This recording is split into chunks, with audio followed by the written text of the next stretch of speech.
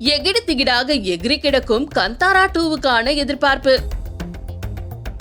அந்த 1000 கோடியை எடுத்து வைங்க சார். பெரிதாக வெளியில் தெரியாமல் இருந்த கன்னட சினிமா உலகை வெளி உலகுக்கு அறிமுகப்படுத்திய பெருமை KGF படங்களுக்கு உண்டு. அந்த பெருமை காந்தாரா படத்துக்கும் உண்டு என்று சொல்வார்கள். காரணம், கன்னட சினிமாவை பொறுத்தவரை KGF ஒரு பெரிய பட்ஜெட் திரைப்படம். ஆனால் காந்தாரா மினிமம் பட்ஜெட்டில் எடுக்கப்பட்டு மிகப்பெரிய கல்லா கட்டிய திரைப்படம். பொதுவா நாட்டுப்புற கதைகள்ல வர மித்தாலஜிக்கல் சம்பந்தப்பட்ட விஷயங்களை நிகழ்கால கதையில கனெக்ட் செய்யும் போது அந்த படங்கள் பொதுவா சொதப்பிவிட வாய்ப்புகள் அதிகம்.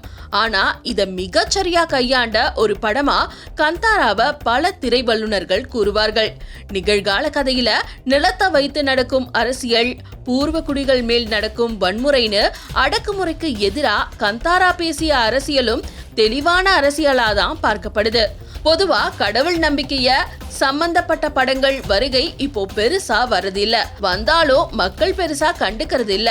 ஆனா காந்தாரா இதுல தனிச்சு நிக்கிற படமா தான் பார்க்கப்படுதுன்னு சொல்றாங்க. இந்த கதையின் மூல கதை காட்டுக்குள் தொலைந்து போன கடவுளை பற்றியும் அவரது வருகையை பற்றியும் பதிவான கதையாதான் பார்க்கப்படுது. அதுல முக்கியமான ஒரு சமூக பிரச்சனையையும் ரொம்ப தீர்க்கமா பேசினதால காந்தாரா படம் மேல மக்களுக்கு மிகப்பெரிய ஈர்ப்பு வந்துருச்சுன்னு சொல்லப்படுது. பல சினிமா வல்லுநர்கள் காந்தாராவை மாடர்ன் டே டிவோஷனல் என்றும் சொல்கிறார்கள். காந்தாரா 2 மேல் மக்களுக்கு இவ்வளவு பெரிய எதிர்பார்ப்பு வரதுக்கு காரணம், முதல் பாகத்துல அவங்க பேசின பூதகோள எனப்படும் கடவுள் வழிபாடு, அதை தொடர்ந்து வரும் நடனம், அந்த பழங்குடியினரின் பழக்க வழக்கங்கள், தெய்வ வழிபாடு, எருமை மாடு பந்தயம், பன்னி வேட்டை, இதெல்லாம் மிகப்பெரிய காரணமா சொல்லப்படுது. காந்தாரா 2 முதல் பாகத்துடைய ப்ரீக்வல்னு சொல்றாங்க. இந்த கதை பாகம் 1ல சொல்லப்பட்ட நாட்டுப்புற கதைகளின் முன்னோடினும் சொல்றாங்க.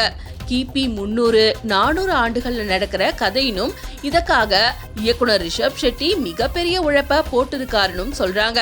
அடுத்த வருஷம் காந்தி ஜெயந்திய குறி வச்சு காந்தாரா 2 ரெடியாகிட்டு இருக்கு.